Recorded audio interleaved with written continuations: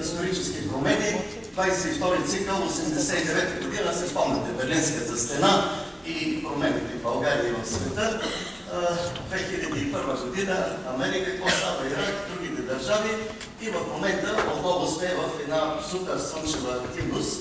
Това е брой на плетната, тях се мери и колко време ще продължи учените не знаят, средно 11 години, но така или иначе ние сме все още в активната фаза на слънчевия цикъл, който е изключително важен с това, че тази огромна космическа енергия, която излъчва цялата Вселена и конкретно Слънцето при нас, тя се преобръща в психическа енергия, тъй наречения фухат, а в човека кундалини, която енергия задвижва всички социални процеси и затова всичко в момента ври и кипи, следващия.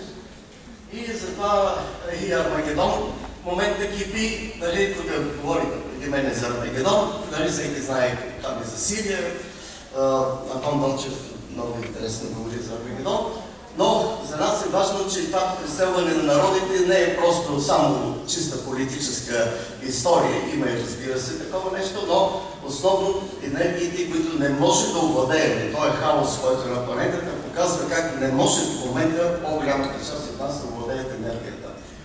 И великият руски учен Александър Чижевски, след като изследва архивите на 50 държави, включително и на България, до 1922 година, когато публикува неговите изследвания, за което веднага получава доктор научна степен, той открива, че слънчевата активност, максимумите те е средно през 11 години, както виждате, когато се обобщат всички данни, цени на жито, болести, стачки, революции, преселване на народите, социалната активност, виждате, следва тази слънчева активност, защото тази енергия трябва да избие, трябва по някакъв начин да бъде оползотворена, което са правили посветените, богомилите и много други съвършени.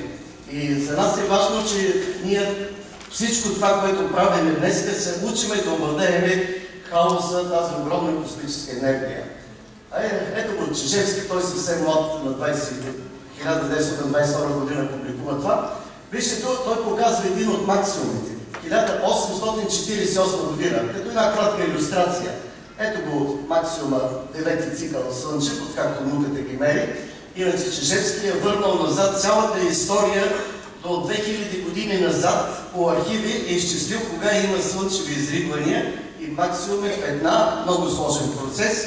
И между другото всички кръстоносни походи са в максимумите на слънчевото активност, когато естествено хората са възбудени, лесно се подават на такива манипулации, като само посочи върха и тръгват. И ето този цикъл, като един силен пример, 1848 година, следващия. Вижте какво става. Значи, който учил история да ги знае, съвсем кратко ги припомням нещата. Цяла Европа кипи. Революция. Англия, Франция, Австро-Унгария, революции навсякъде. Не случайно Карл Маркс същата година, 48-ма, 9-ти цикъл Слънчев, хвърля един призрак, тръгва по Европа, призрака на комунизма. Знаете го. Обаче в същото време Елена Блаватска, която 3 пъти обикаля планетата и минава през България, по-късно ще говоря за това, и е влюбена в България, в нашите обичаи, защото тя като голям познавач на световните религии от Индия, тръгвайки вижда подобни в България. Но за нас е любопитно, че в Европа кипи революция. В Америка, където няма революционна ситуация, в същата 1948 година сестрите Фокс почват да въртат масички и се появява спиритизъм. Контакт с призраци, друг призрак, който завладява така Америка след това и света, че помита съпротивата на държава, църква и всички други инстанции. И знаете, трябва след това пак Елена Блаватска и Олкот да дигнат контакта с духовния свят. Аз е първият опит така официално масово да се контактува с тънкия свят. Те да го дигнат на ниво философия, съвсем на друго ниво. Следващия кадър. Ето един друг цикъл, който е 19-ти цикъл, 57 година, супер активност на Слънцето, когато Америка обяви, че ще изстрелят, очаквайки този максимум спътник, но знаете, руснаците ги изпревариха и най-случайно думата спътник стана нарицателна. Иван Ефремов публикува на Ливната Андромеда, която преобръща нашето понятие за космоса Много е любопитно, че когато имаме минимум, ето същия този цикъл, 54-та година е минимум, минимумите са най-благоприятни за културна работа. Тогава се реализират голямите културни проекти, защото енергията вече е успокоена. И тук съм цитирал Хагската конвенция за защита на културата или Пакта Рьорих, познат преди Втората световна война, като Пакта Рьорих, е приет от ЮНЕСКО като Хагска конвенция. Тоест в минимумите е много благоприятно за законотворчество и за мирни културни инициативи. Така че аз се надявам след 2 години, когато ще честваме кръгла годишна на богомилството, вече ще са успокоени слънчевите енергии и тук ще бъде още много по-мащабно това честване на богомилското движение, така следващия. За да не влизаме много в циклите, в другите цикли да влеземе, науката така, има различни класификации, но това е една от популярните, различните революции, технически и напоследък духовни. Съвсем накратко, текстилни машини, след това пара, стомана, не, знаете, това всичко преобръща нашия свят. Обаче идва нашата епоха, вече компютри, телекомуникации, които знаете, без тях днес просто сме смешни. Обаче идват и кое? Нанотехнологиите. Ниво управление на атоми. Вече знаете, че нанороботи се правят, нанолекарства, наноматериали с супер качества. Така че и сме слезнали на най-ниското ниво на материята. Какво следва? Надолу няма по-стабилни тухлички и съответно се тръгнат по западната терминология, когнитивни технологии, а по нашата терминология ниво управление съзнание. Мисъл форма. Тоест ние тръгваме нагоре, за да може чрез нашата мисъл форма да правим това, което науката ни показва. Защото науката е за това, за да ни покаже нейните възможности като технология, но ние не искаме да само с машини и роботи да живеем, а искаме с нашата мисъл да направим нашата планета рай. Ето една от така, какво представлява нашата Вселена. Процентите се минят, но са приблизителни точни. Ето светещата материя, която всички виждаме с очи или с телескопи и с уреди. Виждате 0,4-0,05% от 100% Вселената.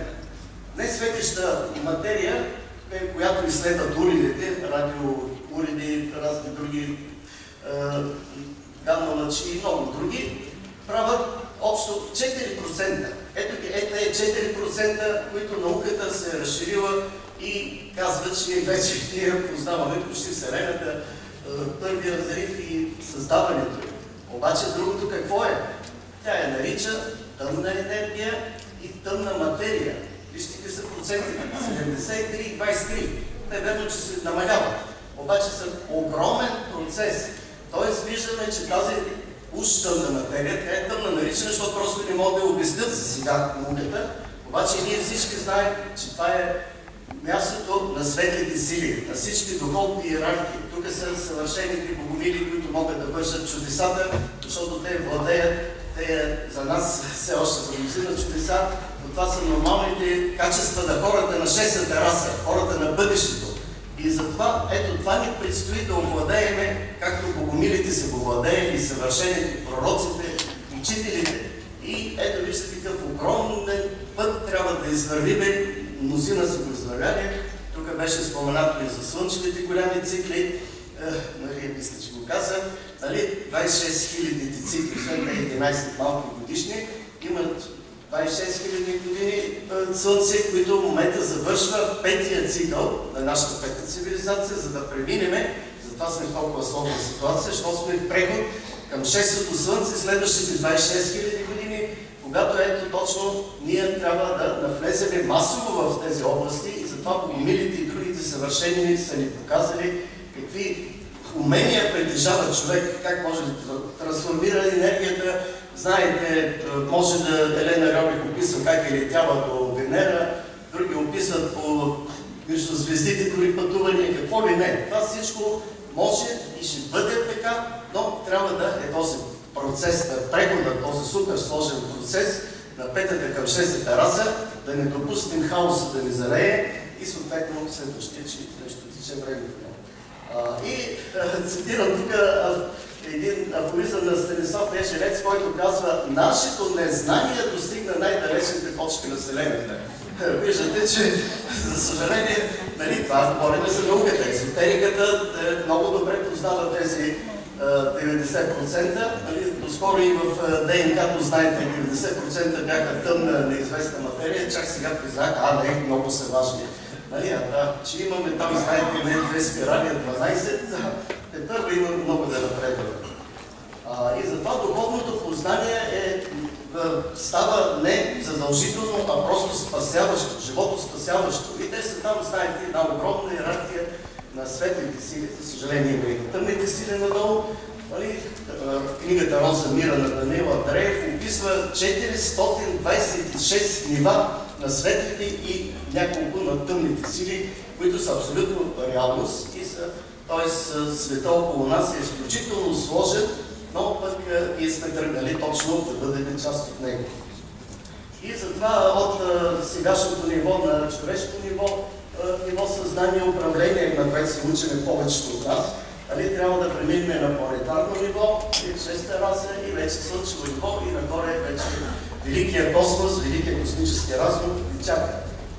Затова всички знаем, че нашите чакри, 7 са основни, те са много повече знаеме, но те продължават високо в космоса и даже смело се казва, отива до центъра на нашата галактика. Ние сме космически същества, но това всичко е в потенциал. Трябва да го развиеме, да докажем, че наистина сме деца на космоса, обаче надскочили играта с кибрид, а вече разумни, умеещи да контролират съзнанието.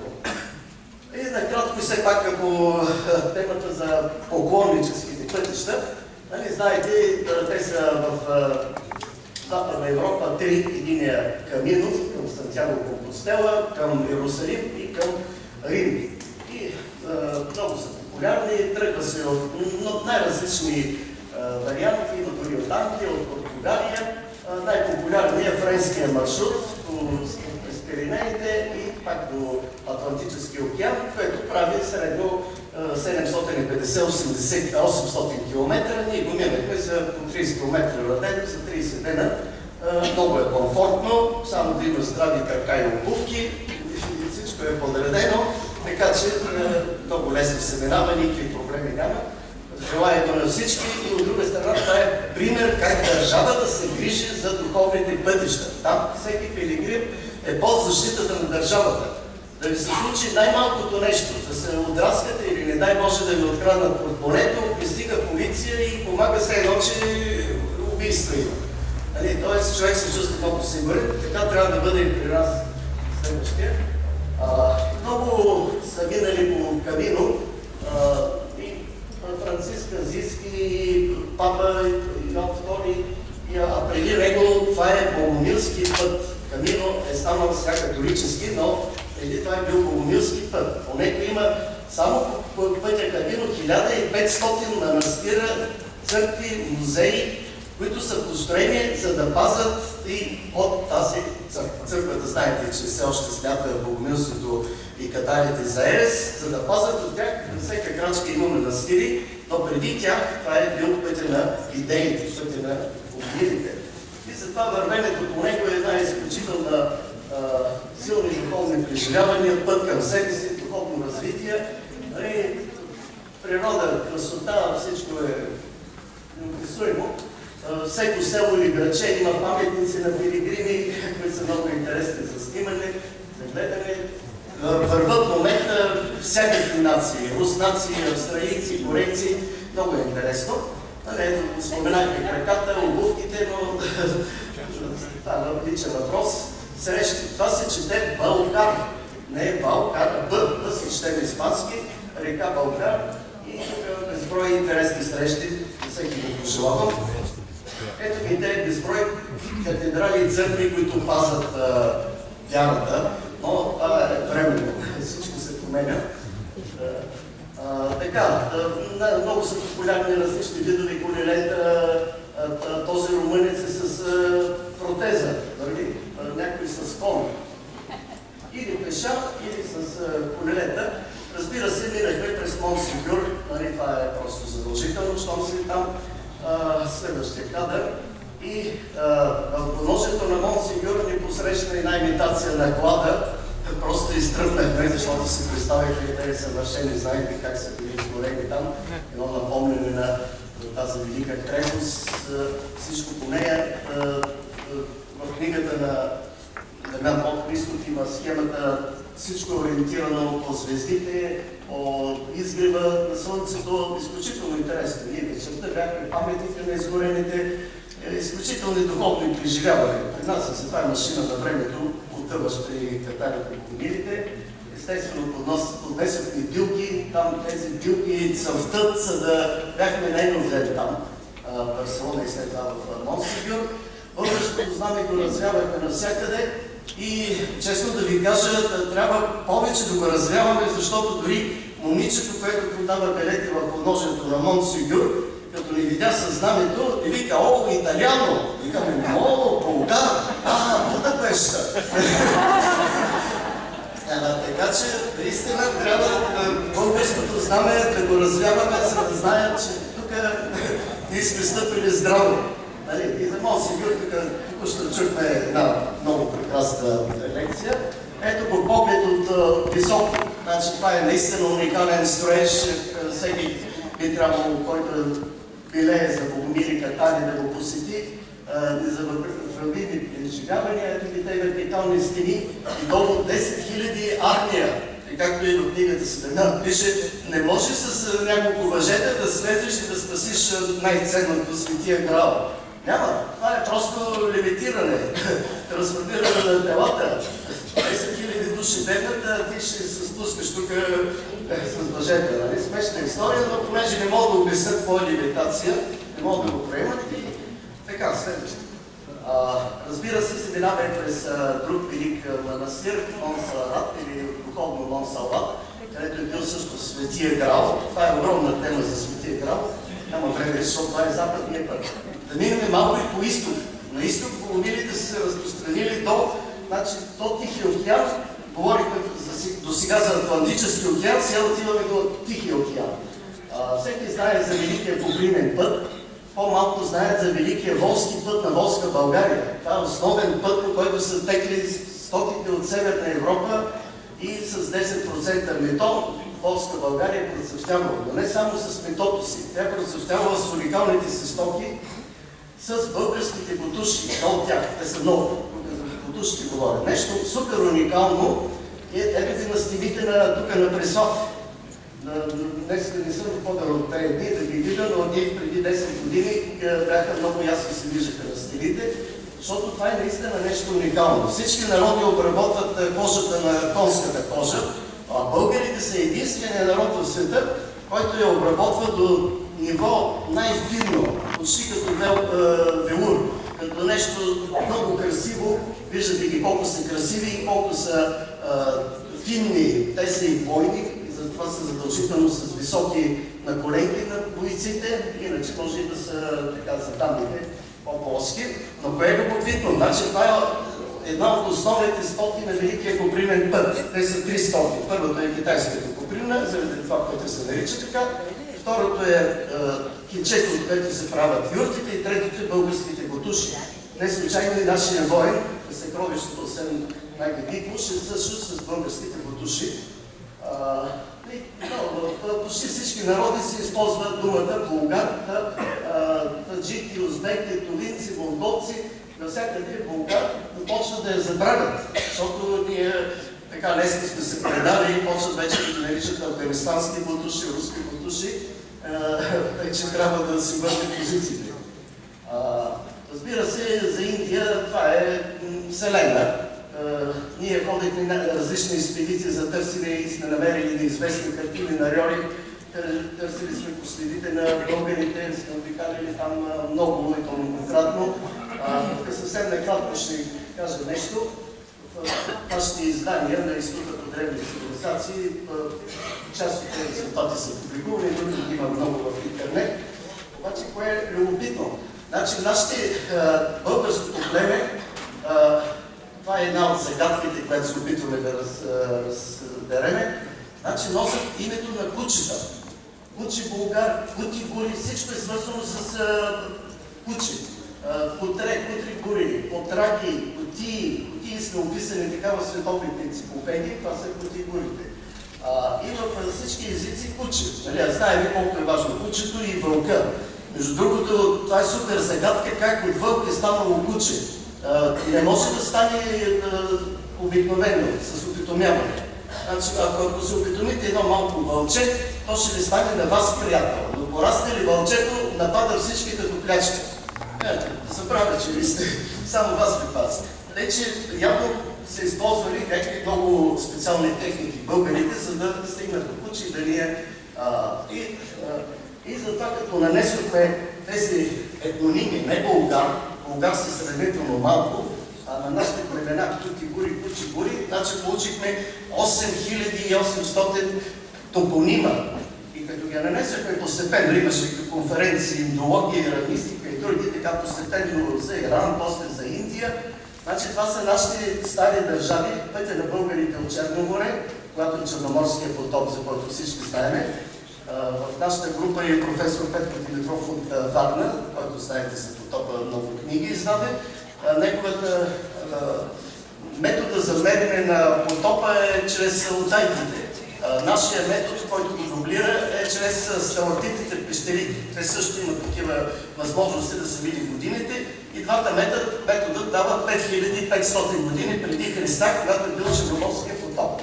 И когато тръгват, фактически след тази супер катастрофа, там са нашите българи, след това Траки и други, но така не, че този огромен път, тук е вече Волска България, този огромен път до Бангладеш. Кое е друго любопитно? Значи думата Мадара, всички я знаем, че е свещено, къде случайно се намираме в този район, обаче това е, тя много значение има, но едно от най-важните, което е важно за нас, това е ос на света. Това е духовният център на временната българска държава. Тези държави задължително веднага са назовавали някаква точка Мадара, слава Богу, че са оцеляли до днеска. И ние като ги нанасихме, значи около 50-70 бяха точки Мадара и са само по пътя на българите. Няма Мадара към Алтай, към Япония, дето уж сме били там, някакви клонове древни има, но основният поток, масовият поток на българите е това. Така че и тук вече в Европа, разбира се, Мадара вече се размножава на следващия. Пак са кутите, много там е следващия, че може. Чарака, този велик посветен лекар, знаете, че аюрведата всички я свързват с чарака. Ама кой е чарака? Това е вълшебника, личният лекар на Канишка, на Кошанското царство, първия владетел от рода Дул. И просто това колобърско тайно знание за медицината, в което колобрите са били на супер ниво, просто са решили да го обнародват. До тогава са го крили в Индия, чарака, даваме напред. Така, видни пътешественици по изтока, които разнасят тези езотерични слави, действия. Николай Рьобих и цялото семейство. Тяр Дешарден, знаете колко работи в Азия. За Блаватска споменахме Жул Верн, който е първият, който с 65 романа описва цялата планета. Неговите герои пътешестват така, че без да се повтарят маршрутите, обикалят планетата и хората за първи път в 19 век средата виждат нашата планета описана географски. След това се появява и теорията на Дарвин. Разбираме, че се произлезе от маймуни, което естествено днес знаем, че е така, но тогава е било супер важно. След това духовните учения, като на Блаватската от София и така нататък. Следващия, тук нашите велики, да, ще си видите за тях после ще има. Между другото, тази година е година на Блаватска, това са интернет, 39 езика и Блаватска на кирилица споменават и на други, и на латиница. И това са брои сайтове, които са посветени на нея, на секретната доктрина, на философията. 8 май е ден на Белия лотос, деня на събираването на Блаватска. Тая година ще правим отново изложбата на нея. Следващия. Николай Рьобих, това е Вселена, няма време, тук е Шамбала, с голямия кристал, който работят учителите и който част от него е дадено. Ето маршрута на семейство Рьобих, обикалят Азия, големия син на семейство Рьобих Юрий създава този полиглот. 40 езика, знае всички езици и диалекти на Азия и създава този уникален речник, тибето-руски, английски с санскритски паралели. И Людмила Живкова, една от първите задачи за 1300 години в България, искаше да го издаде с допълнение на български език. Така че изследователи да работим, да го направим с български език. Ето го, това са гробищата на Чинтамани, където е вътре този камъка, който пръстена на Соломон беше показан тук в някоя предвид там. Той се очутил Соломон, едно парченце от този камък вътре, Карл Велики го притежавал, Наполеон, но при условия. И щом си ги нарушавали, като Наполеон да рече, изчезва това нещо, следващия. Ето картина на Рьорих, Чинтамани следващия. Институт цял създават, където изследват външно, биохимични, космически неща, но основната цел е била точно тая психическа енергия и преминаваме към 6 тераса. Това е нататък, следващото. Те велики космисти, за някакви години сме казали за тях, няма време. Защото заедно казахме, имаме 20 000 тетрадки, където е записал тези данни, без компютър тогава, ето ги, за да напише тези географски открития. Иван Ефремов е също един 6000 години описва и в миналото, и напред в бъдещето, пътуване, Монголия, Китай, всички тези пътища той ги описва и научно, и художествено. За Рьорих говорихме.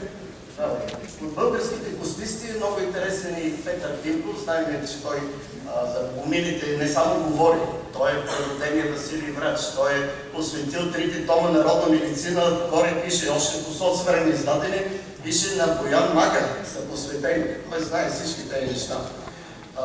И Людмила Живкова поема тези неща, може носи в следващия. За да свършиме, нашето съкровище, уникалното златно руно, единствен екземпляр край якъра, намерено, който е част от тези пътувания на аргонавти и на други. За да свърша, защото времето изтича, 30 секунди, кое е най-важно? Дай нататък има, давай. Още Борис Георгиев, изложбата може всеки да я види, тук много може да се говори, но просто няма време. Следващия. За Петър Динков.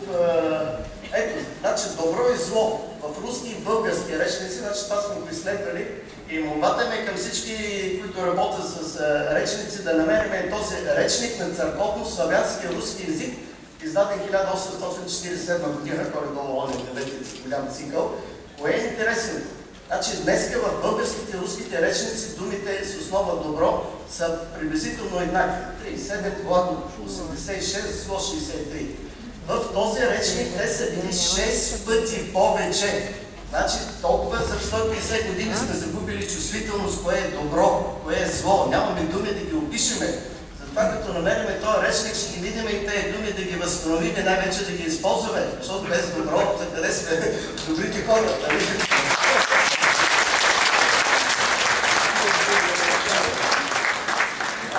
Учителя е казал преди 118 години света, че предстои свята Русия, на която Бог е отредил велико бъдеще. Банка също казва, Едър Кейси.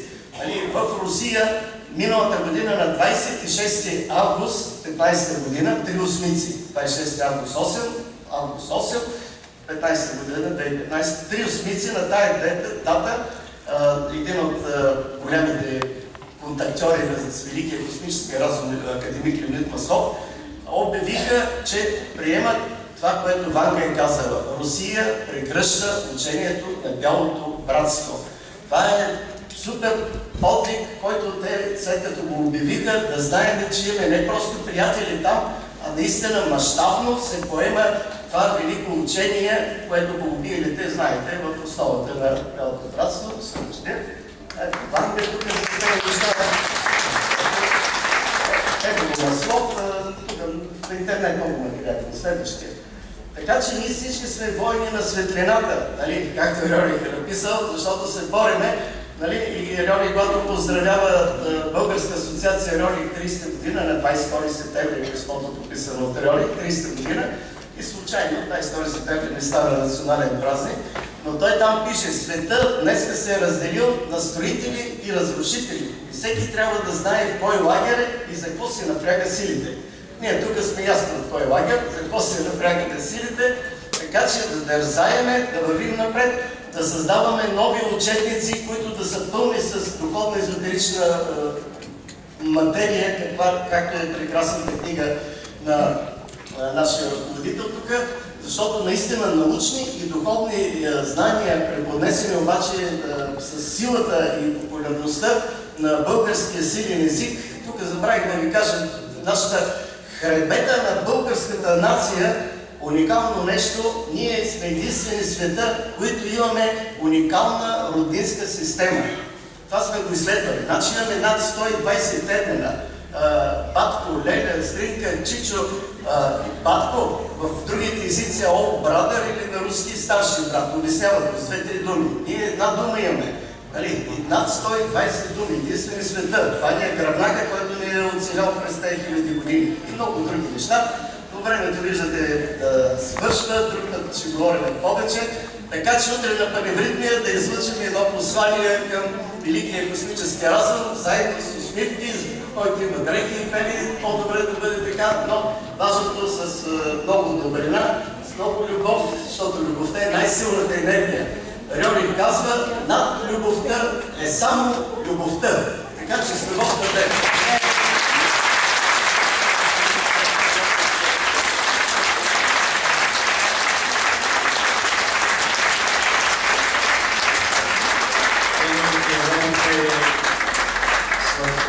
Можем да го слушаме дълго.